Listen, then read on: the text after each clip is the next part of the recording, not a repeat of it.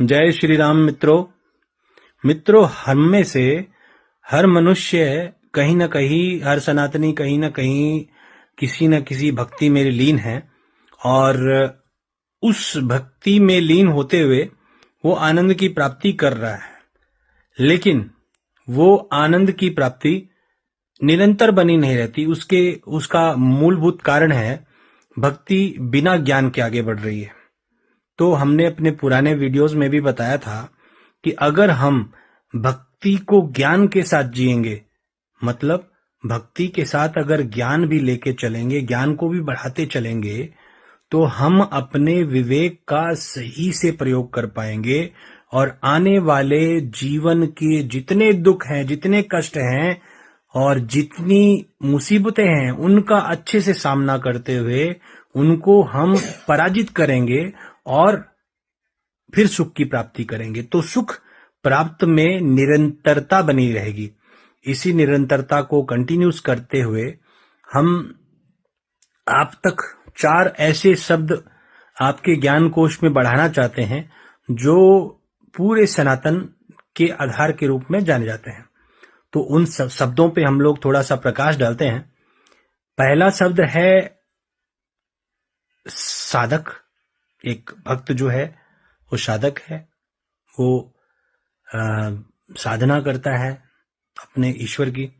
तो पहला जो है शब्द है साधक। दूसरा शब्द है साधना। साधना क्या होता है? वो प्रोसेस है जिसके माध्यम से साधक उस ईश्वर को प्राप्त करने का प्रयास करता है जिसको वो भजता है, जिसको मस्तिष्क में रखता है, जिसको मन में रखता है। और जब उसको साधने का प्रयास करता है, उस प्रोसेस को कंटिन्यूस निरंतर प्रोसेस में अपने कार्य में लेके आता है, कर्म में समाहित करता है, तो वो साधना बन जाती है। लेकिन साधक और साधना अपने आप में तो पूर्ण है नहीं, तो उसके साथ में हमें साधन की जरूरत पड़ती है। साधन क्या होते हैं?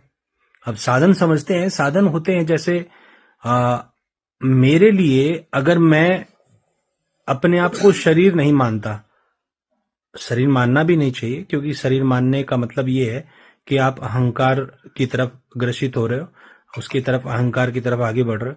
तो अगर मैं अपने आप को शरीर नहीं मानता, मैं अपने आप को आत्मा मानता हूं जो परमात्मा की संतान है, तो मेरे लिए ये शरीर एक साधन है कि मैं अपनी आत्मा को परमात्मा से कैसे कनेक्ट करूं। तो यहाँ पे जब संपर्क या कनेक्शन की बात आती है, तो साधन जो है मेरा शरीर, वो मुझे ईश्वर से कनेक्ट करने में सहायता प्रदान करता है। तो यहाँ पे 3 शब्द तक हम पहुंच गए। पहला साधक। साधक मैं खुद हो गया। मैं मतलब ये शरीर, ये आत्मा और ये मन, जो पूरा का पूरा सिस्टम है, ये हो गया। लेकिन एक्चुअल में मैं तो केवल आत्मा हूं और बाकी तो सब ईश्वर की ही संतानें हैं। इसके बाद में दूसरा हो गया आपका साधना, तीसरा हो गया आपका साधन। तो साधन में ये शरीर भी एक साधन हो गया जो ईश्वर का नाम जपने में, ईश्वर का नाम भजने में हमारी मदद करता है, आत्मा को परमात्मा से जोड़ता है। लेकिन साधन में बहुत सारी चीजें साधन के अंदर आ जाती है, जैसे मंदिर हमारे साधन हैं जो हमारे ईश्वर से कनेक्ट करने में काम में आते हैं। नाम, जिसका हम नाम जपते हैं, अब मान लीजिए मैंने राम का नाम लिया, तो राम जो शब्द है वो ईश्वर को दर्शाता है, मतलब ईश्वर के बारे में बताता है। राम जो ईश्वर है उनका नाम राम है, लेकिन ये जो नाम है ये एक साधन बन जाता है जो मुझे ईश्वर से कनेक्ट करता है। लास्ट का जो शब्द है वो है साध्य।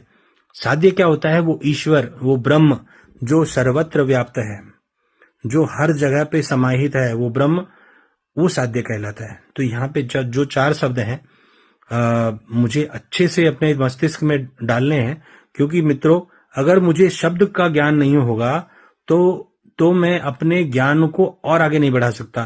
क्योंकि मान लीजिए किसी से मैंने सुना कि साध्य, तो अगर मुझे साध्य क्या होता है वही नहीं पता होगा, तो आप साध्य को समझ नहीं पाओगे। तो मैं आपको फिर से बोल रहा हूं मित्रों, हमें ये ध्यान रखना है कि हमारी भक्ति के साथ में ज्ञान भी आगे बढ़े, तो विकलांगता नहीं रहेगी। भक्ति और ज्ञान रूपी जो आपके चरण हैं वो आपको बहुत आगे तक लेके जाएंगे। जय श्री राम।